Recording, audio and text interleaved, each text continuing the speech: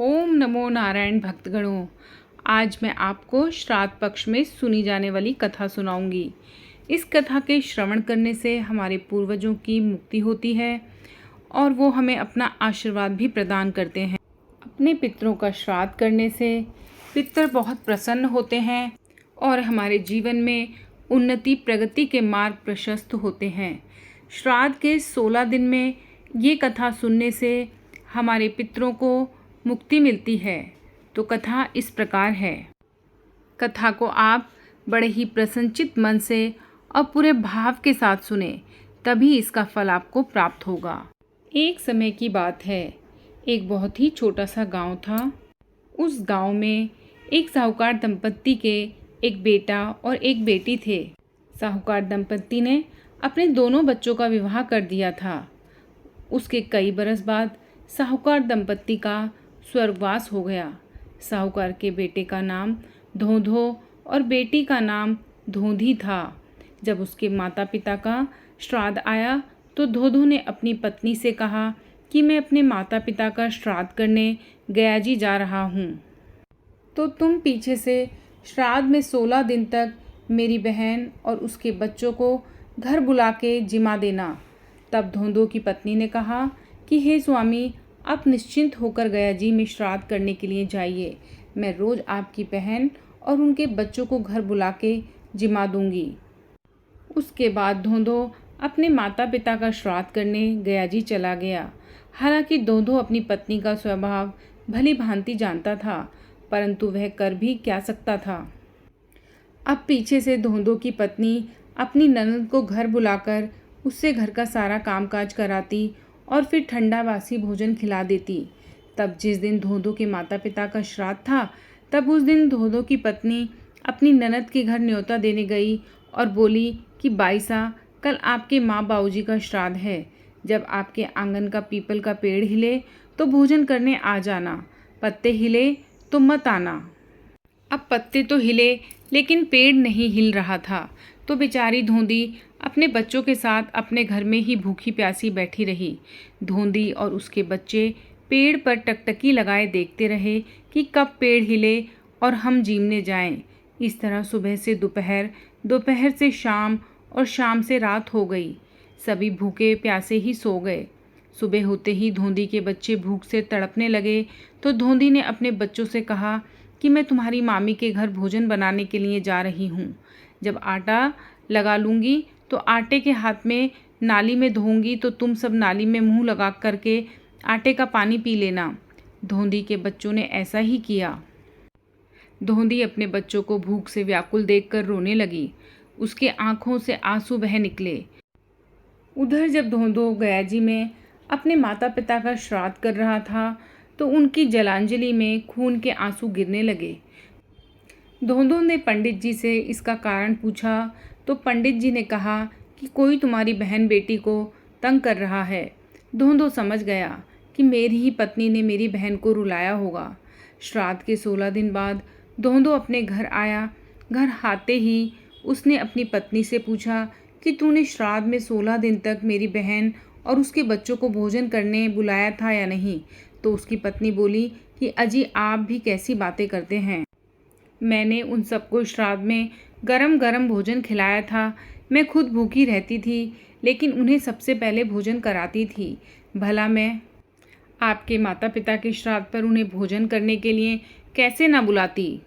मैं रोज़ श्राद्ध में उन्हें बुलाती थी और गरम गरम स्वादिष्ट भोजन खिलाती थी।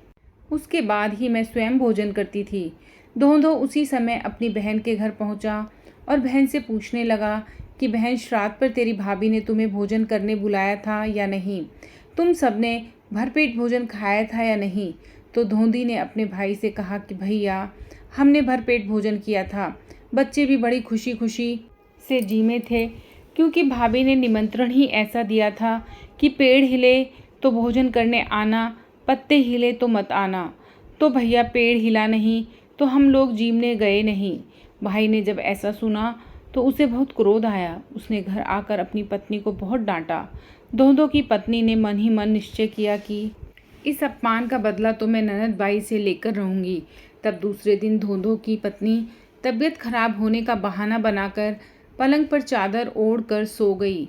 उसने अपने मायके के पंडित को अपने पति के पीछे से घर बुलाया और पंडित को पट्टी पढ़ा दी। थोड़ी देर के बाद धोंधो घर आया तो पंडित जी ने धोंधो से कहा कि पुत्र, तुम्हारी पत्नी की तबीयत बहुत ज़्यादा खराब है।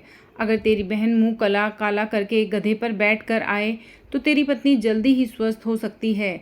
लेकिन धोंधो का नाम ही धोंधो था, परंतु वह था बड़ा बुद्धिमान और कुशाग्र बुद्धि वाला। उसने अपनी पत्नी की चालाकी को जान लिया।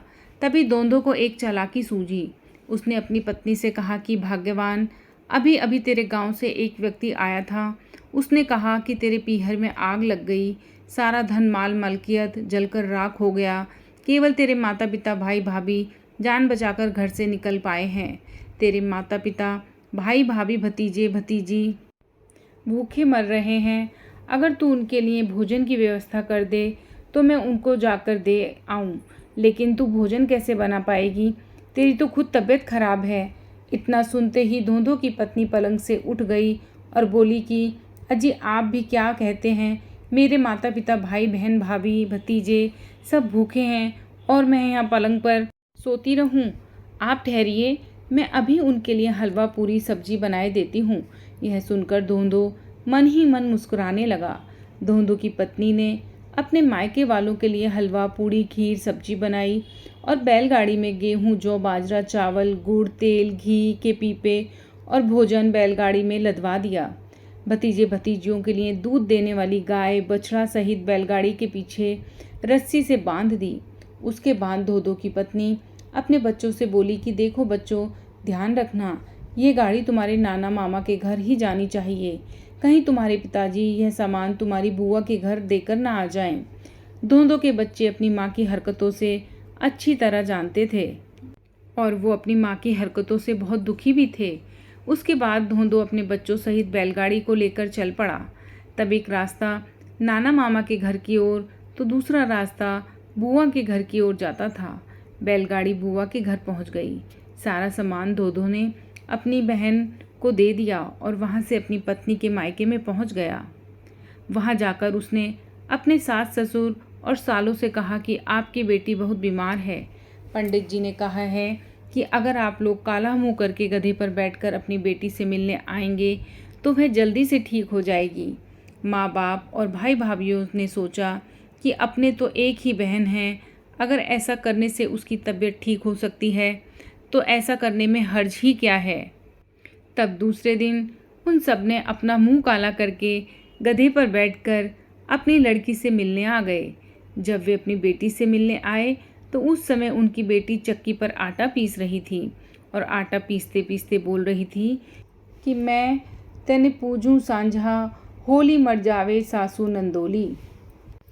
तभी धोंधो ने अपनी पत्नी का यह गीत सुना तो वह बोला कि मैं तने पूजूं अंड कटारा मर जावे ससुरा व साला। फिर आगे धोंधो बोला कि देख मर्द की फेरी, माँ तेरी बहन मेरी। पत्नी की बाहर आवाज़ें सुनाई दी तो वह मन ही मन सोचने लगी कि उसकी ननद मुंह काला करके गधे पर बैठकर आई होगी। वह उसी समय घर के बाहर देखने आई। ननद की जगह खुद के माता पिता सातों भाई भाभीयों को देखा। उसके सबके मुंह काले हो रहे थे और वे सभी गधे पर बैठे थे।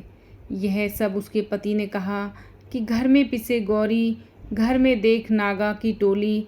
यह सब देख धोंधो की पत्नी को बहुत पछतावा हुआ।